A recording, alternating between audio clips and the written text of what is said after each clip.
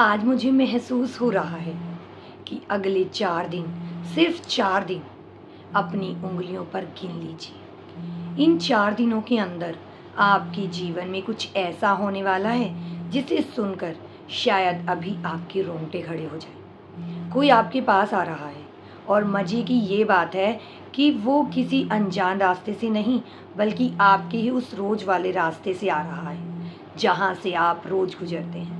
मैं जानती हूँ, यह सुनकर आपके मन में पहला सवाल क्या आया होगा? कौन आ रहा है? क्या कोई नई मुसीबत, कोई नया धोखा या कोई नई साजिश? सच बताऊँ, अगर मैं आपकी जगह होती तो मैं भी शायद यही सोचती, क्योंकि आपने अपनी ज़िंदगी में झेला ही इतना कुछ है। आपने लोगों पर आँख मूंद कर भरोसा किया, अपना दिल खोल कर उनके सामने रख दिया। आपने हर रिश्ते को, हर इंसान को अपनी पूरी सच्चाई दी, और बदले में आपको क्या मिला?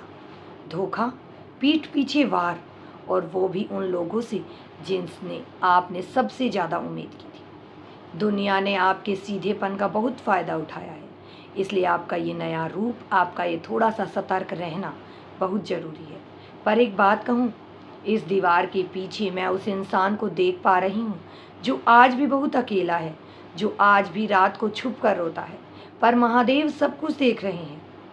इस बार जो आ रहा है वो आपको रुलाने नहीं आ रहा, वो आपके हिस्से का वो सुकून लेकर आ रहा है जिसका इंतज़ार आपने बरसों किया है।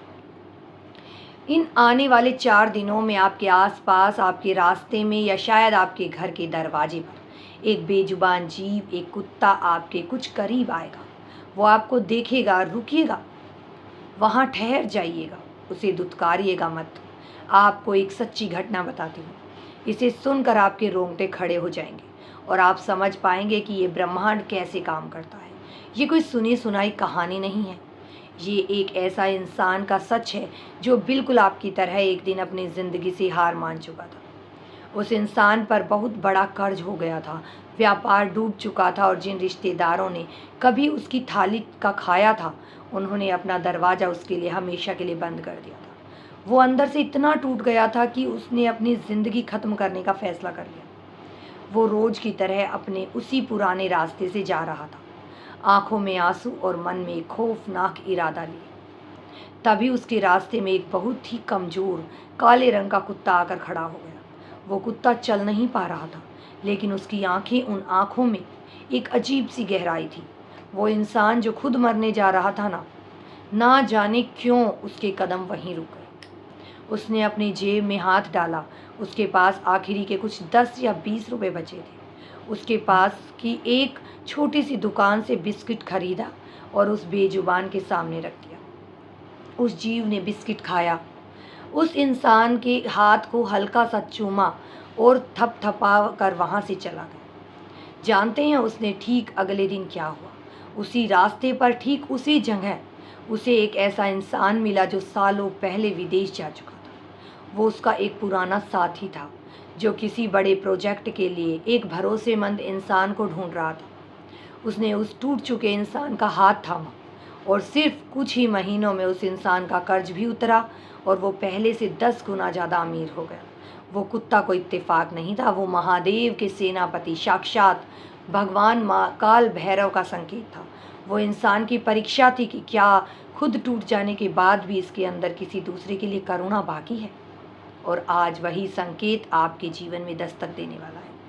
जब वो बेजुबान जीव आपके पास आई तो उसकी आंखों में देखिएगा, आपको उसमें एक अजीब सा ठहराव नजर आएगा। उसे कुछ खाने को दीजिएगा पूरे सम्मान से, क्योंकि आपके उस एक निवाले में आपका आने वाला कल छिपा है। काल भैरव जब आते हैं ना, तो घर की सारी दरिद्रता, सारे दुख हमेशा के लिए भस्म हो जाते हैं। आपके वो सारे रुके हुए काम अचानक खुलेंगे। आपको ऐसी सफलता मिलेगी कि जो लोग कल तक आपको देखकर मुंह फेर लेते थे, वो कल आपके सामने नजरें झुकाकर खड़े होंगे। और मुझे आपके घर का माहौल भी महसूस हो रहा है।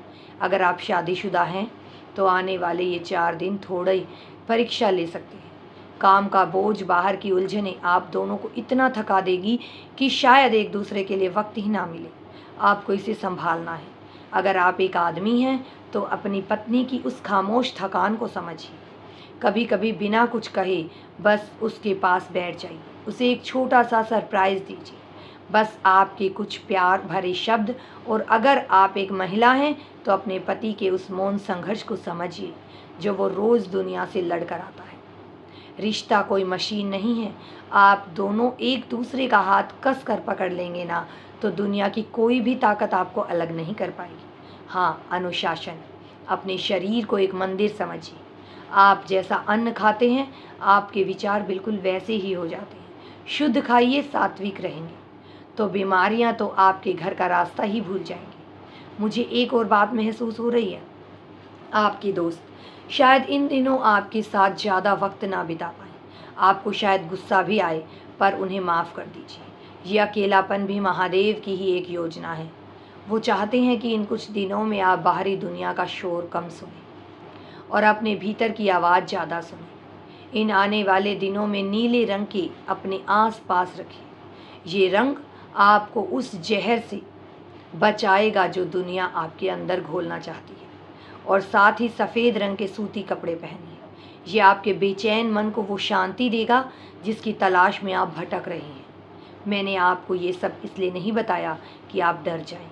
मैंने ये सब इसलिए कहा क्योंकि मुझे आपका वो दर्द महसूस हुआ। आपको ये जानना ही चाहिए कि आप अकेले नहीं हैं। आपके आंसू व्यर्थ नहीं गए हैं।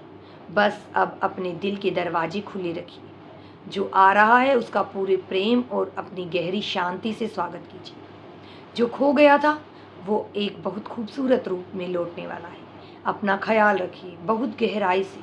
हर हर महादेव।